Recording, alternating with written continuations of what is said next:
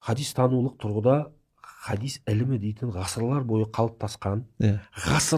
қалыптасқан, мыңдаған ғалымдар уақытын, өмірін сарп еткен хадис ілімі дейтін ғылым бар. Оның бәрін жоққа шығарып тек қана деп айта алмаймыз. Хадис ілімі сабағы бар ма? Хадис ілімі оқытылу керек.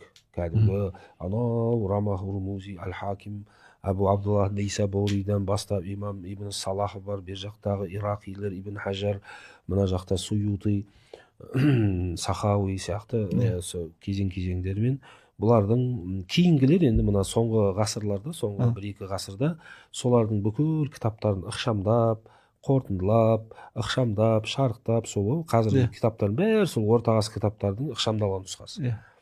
Оны оқу керек. Хадис ілімі тұрғысынан оны адам жалпы хадис танушылық тұрғыдан шәкірт, сол пәнді оқып жатқан адам түсіну керек.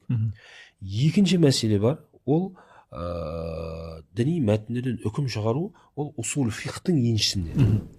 Ғалымдар сол үшін де хадиспен шұғылданған кезде ілмі риваяға акцент көп берді.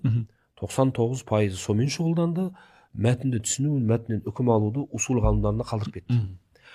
Енді усул фиқ дейтін арнайы пән оқыған кезде бірінші кітап, екінші кітап оның лингвистикалық мәселе, сосын сүнна келеді. Сүннеттен үкім алу.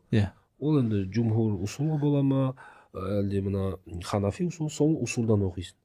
Бірақ менің өзімнің соңғы жылдарда сабақ беру әдіснамамда хадис танушылық тұрғыдан оқытам, және плюс фуқахалардың негізінде оқытылады.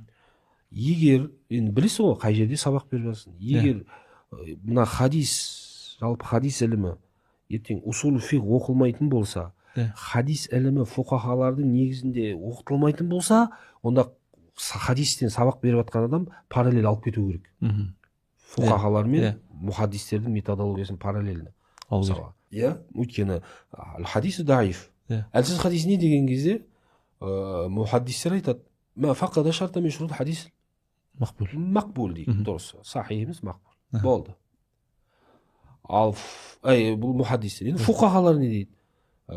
Аль-хадису даиф هو ما فقد شرطا من شروط الحديث المقبول الذي هو أعم من الحديث الصحيح والحسن.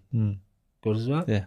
Демек, мұхаддистердің айтып жүрген сахих және хасан хадистерінің шарттарынан ауқымдырақ шарттарды қамтитын мақбул хадистің шарттарының бірі жойылса дейді.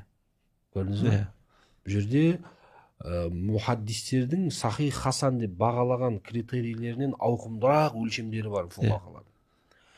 Енді бұл осыны айтқан кезде мұхаддистердікін айтып, плюс фуқахалардікін айтып шарықтап кету, түсіндіріп кету қажет. Ол қандай жағдай болмаса. Немесе сахих хадисті анықтама берген кезде де мұхаддистер 5 шарт қойса, фуқахалар одан көп шарт қояды.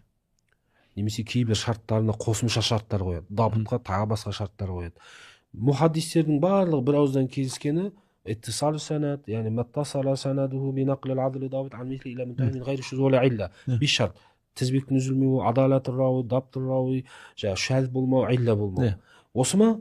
Енді фуқахалар тағы мынадай 4 шарт, 5 шарт қосады. Сонда қараңыз, мұхаддистер сахих хадисте 5 шарт қойса, фуқахалар қосымша 5 шарт қояды. Мысалға, одан да көп болу, аз болу әркімде.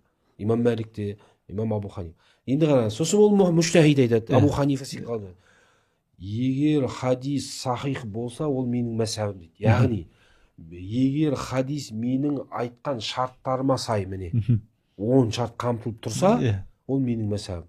Ол айтпайды ғой, менен кейін Бұхари деген біреу келеді, соның шарттарына сай хадис сахих болса деп айту дұрыс емес қой, ақылға.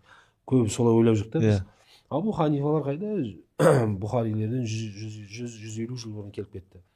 Демек, фуқахалардың хадиске берген шарттары ауқымдырақ. Мысалға 5 шартты қояды, плюс Құранға қайшы келмеу, маруф, мәшһүр хадиске қайшы келмеу деген секілді тағы қосым шарттар қояды. Тағы өзіндік шарттар қояды. Сол үшін оқыту барысында жағдаяттарға қарай, оқу орнына қарай, егер усул фиқта толыққанды оқитын болса, сағаттардың саны шектеулі болса, тек хадис танушылық тұрғыдан оқытып кете бересіз. Кейбір моменттерде баяндап кетесіз. Мысалы классификациясында мұхаддистер мутаватыр, ахад деп бөлсе, усул ғалымдары мутаватыр, ханафи усул мәшһүр, ахад деп қосымша айта кетіп, одан тұрған ештеңе жоқ мысалы. Әдемі.